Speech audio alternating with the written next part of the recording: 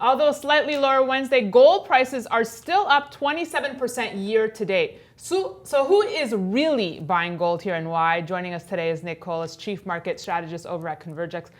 Nick, thanks so much for being in studio. Good to have you on the show. Thanks so much. So up 27%. We'll kind of ignore gold's activity here this Wednesday. But what do you feel is behind this rally here? There's been a couple of different vectors where demand's coming from. Clearly, ETFs are an important source of demand, and you've seen some $15 billion of fresh money flow into the gold ETFs just year to date, and that's been pretty steady through the course of the year. In addition, you're seeing some demand from the physical side, coins and bullion as well. So it really is a couple of different sources of demand making gold go higher. Well, I guess the question is, where do we go from here? Do you have a price forecast for gold this year, for the rest of the year? I think gold can easily get to the $1,400 to $1,500 an ounce range just based on current fundamentals, and that's before you consider anything like any kind of shock that a lot of folks who invest in gold are looking for as well.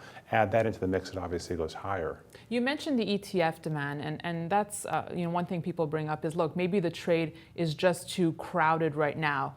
But you did an interesting Google Trend search, and you actually found that there's still space here and that not that many people are searching, buy, sell gold. Talk to us a little bit about that. Yeah, exactly. If you think of gold and Google searches as a proxy for demand, right, then you look at Google Trends, which is a great tool, and you search how many people are looking for phrases like buy gold or buy gold coins or sell gold.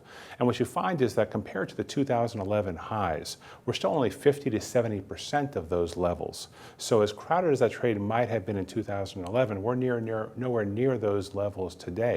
In other words, there's still more incremental interest for gold before we get back to those levels we saw back when gold was $1,800 plus an ounce. So there's still a ways to go. So do you think we'll get back to those levels? I think it is a matter of time. Look, gold is ultimately a very complex instrument to value because there's a lot of psychology behind it. But at the end of the day, there's growing concern about central banks' ability to continue to stimulate global economies with things like negative interest rates and quantitative easing and other things that central banks have done for the past 5 years. And against that backdrop, it makes sense to think that gold can still go higher because those concerns are only now beginning to really turn into something more full-blown. And Nick, you have a really interesting history with gold. We were talking offline about that. How do you see gold? Is it a safe haven for you? Is it a currency? How do you see it? I see it as a little bit of everything. I think it is one way to hold and preserve wealth over the course of a generation for yourself and for your family in a way that is not tied up in the financial system. So for example, my family left Cuba in 1960 and had nothing when they came to this country and were literally impoverished with no savings. And my family always regretted not having some gold when they came to this country as a buffer, as a way to basically make their way in a new country. They didn't think they were going to have to stay as long as they have, and they're all full citizens now. But they wish they had begun here with a little bit more of a backstop, and gold could have provided that. So the first thing they bought when they got some money in their pocket was a few ounces of gold. Now let's talk about the fuel behind gold here. We mentioned the ETF demand. That's really what's driving it here. But what about the stickier forms? We're not seeing as high as jewelry demand, for example, coming out of China and India. Does that concern you? Yes, obviously the jewelry part of gold demand, particularly from India, as you mentioned, with wedding season coming up, and China as well, being a very strong consumer of gold as the middle class has grown in size and power in that country, are going to be some of the negative sides of the demand equation.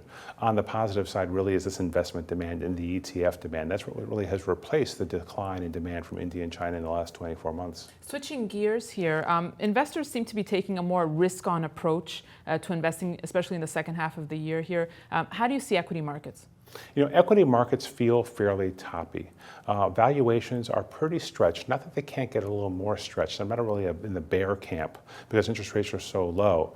But as I talk to institutional investors, they are fundamentally concerned. They worry that earnings have to begin to grow pretty quickly in order to hold the current levels, and interest rates have to stay low. And that requires two things instead of just one. So the people are a little bit concerned. Nick Colas, thank you so much for coming by the studio. It was a pleasure meeting you. Thank you. And thanks for watching this edition of Kitco's Gold Report. We have Gerald Celente coming up next. Stay tuned.